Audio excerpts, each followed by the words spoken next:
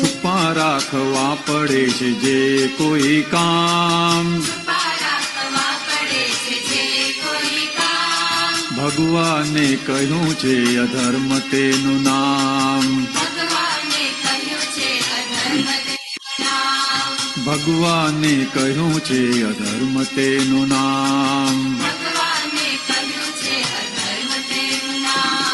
કળિયુગી કાળે પૈસે કષ્ટદાયી પ્રાણ, ઘરને બહાર અશાંતિનું ઉઘાડું લીલામ, લાચી અને ભ્રષ્ટાચારી હિંસક છે જો જાણ, કૃષ્ણ સુદર્શન છૂટું છે દુષ્ટતા નિકાલ, અભક્ષ્ય ખાન પાને ઘરમાં ટાંકું ધ્યાન, ઘોર કર્મી રાક્ષસી ત્રિજ્વરા દુર્ધ્યાન, ઢાંકવા પડે જ્યાં લુગડા કરી કાળા કામ, લોક નિંદ્ય આચારોથી પાછો વળી જાણ, લોક નિંદ્ય કુચારિત્રે આગે પીછે હાં, મોઢે ભલે બોલે નહીં પણ પીછે નિંદા લાણ, લોક નિંદ્ય થયા નથી જેના દેહ કામ, કળી કાળે તેવાને લોક પૂજ્યમાન, મહાવીરનું વૈજ્ઞાનિક વિતરાગ જ્ઞાન, રૌદ્ર આત દુર્ધ્યાને ચોગતિ મોહકાન, દાદા પાસે બધી કૂચી વાળું મોક્ષદાન, મનુષ્યને પમાડ છે પૂર્ણ ધર્મ ધ્યાન,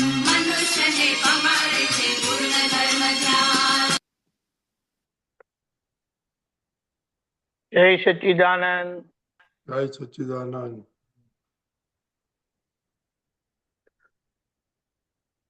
એટલું સરસ પદ છે કે જે આપણને જ્ઞાન મળ્યા પછી આપણો આખરે વ્યવહાર કેવો થઈ જવો જોઈએ. જે દાદાએ કીધું જ્ઞાન મળ્યું એટલે પરમાત્મા યોગ પ્રાપ્ત થયો છે, પણ આદર્શ વ્યવહાર સિવાય થયા સિવાય મોક્ષ પ્રાપ્ત નહીં થાય.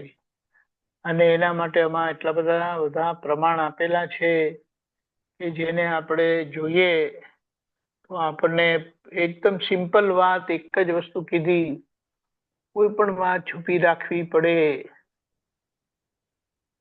તો ત્યાં બહુ મોટી ભૂલ છે. શા માટે છુપું રાખવું પડે છે? શા માટે ઢાંકવું પડે છે? આપણે ઝઘડો કરતા નથી એટલે કઈ એને શું કહીએ, એ વ્યવહાર છુપો જ રાખવો પડે. એટલે કઈ ખુલ્લેઆમ કરવાનું એવું નથી. ચોરી ખુલ્લેઆમ નહીં કરી શકો. ચોરી કરવાની હોય ત્યારે ગુપ્ત રીતે જ કરવી પડે, છુપી રીતે જ કરવી પડે. જૂઠું બોલવાનું ને આ બધી નબળાઈ કહેવાય, આદર્શ વ્યવહાર ના કહેવાય. મોક્ષે જવા માટે આપણી એટલી સીધી સરળતા જોઈએ કે આપણે એવા ટ્રાન્સપરન્ટ થઈ ગઈએ, નાના બાળક જેવા થઈ ગયા ને કે એ બધા વ્યવહાર આપણી સામે જ એમના હોય છે, એને કશે ઢાંકવા પડતા નથી. આપણી સામે ચીચી કરે કે શું કરે ને તો એને પણ કશું થતું નથી અને આપણને પણ કશું થતું નથી. આ તો એક બહુ સ્થૂળ દાખલો આપીએ છે, પણ આપણા જીવન વ્યવહાર એવા થઈ જવા ઘટે એ આપણી પાસે થર્મોમીટર આપણને મળ્યું. હવે એની પાછળ ખૂબ વિચારણા કરીને એની પ્રતિક્રમણ પર લેવાનું છે. સામાન્ય લાગે છે, પણ આપણને શું મળ્યું છે અને આપણી શું તાકાત છે, આપણે શું કરી શકીએ છીએ, બહારના ભાગમાં નહીં, અંદરના ભાગમાં, પુરુષાર્થના ભાગમાં આપણને પુરુષ બનાયા છે. એટલે કીધું છે કે હવે તમે જે પુરુષાર્થ કરશો, જેટલો પુરુષાર્થ કરશો એટલો તમારો.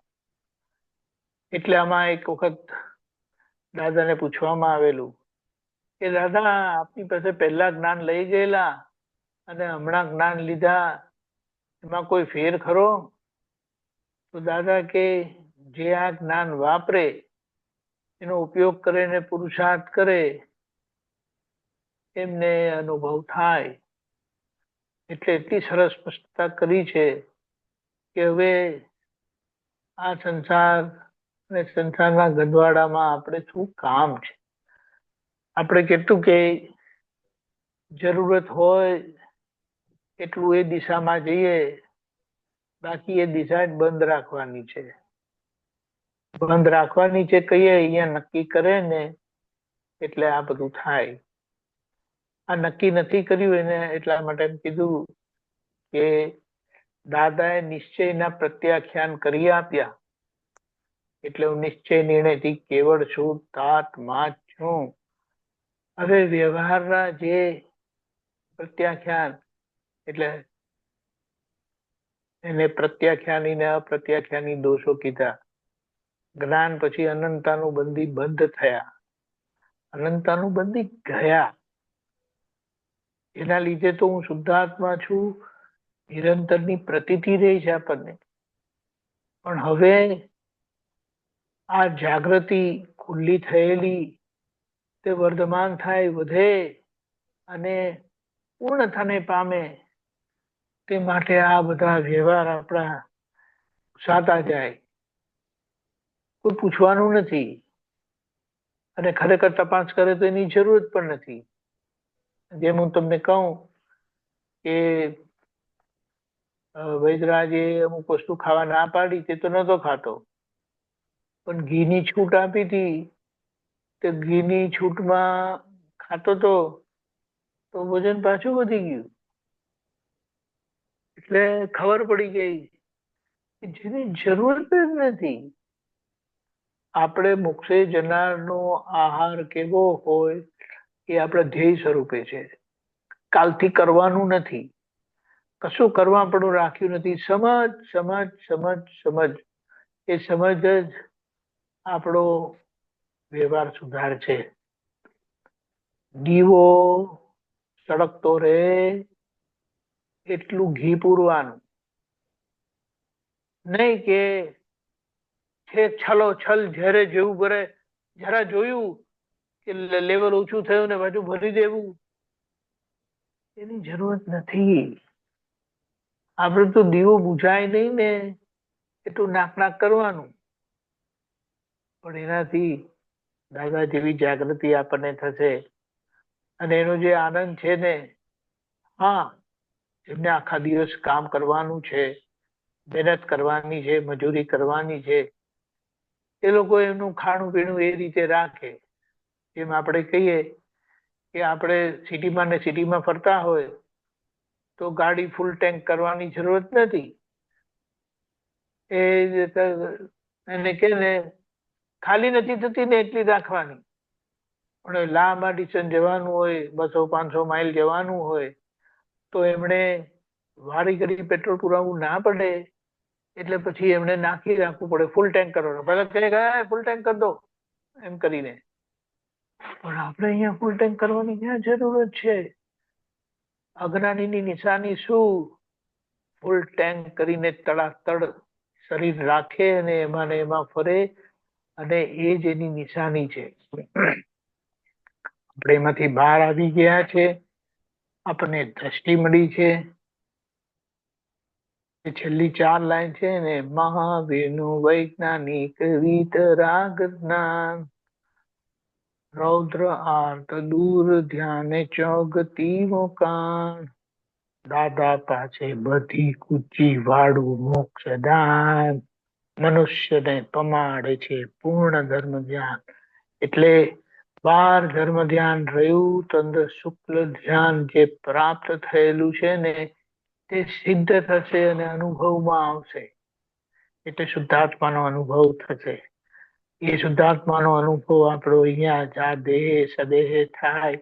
દાદાએ કીધું કે હું જેવો છું તેવો તમે થઈ શકો છો તમારી વારે વારે. જય સચ્ચિદાનંદ. આખા દિવસના પ્રોગ્રામ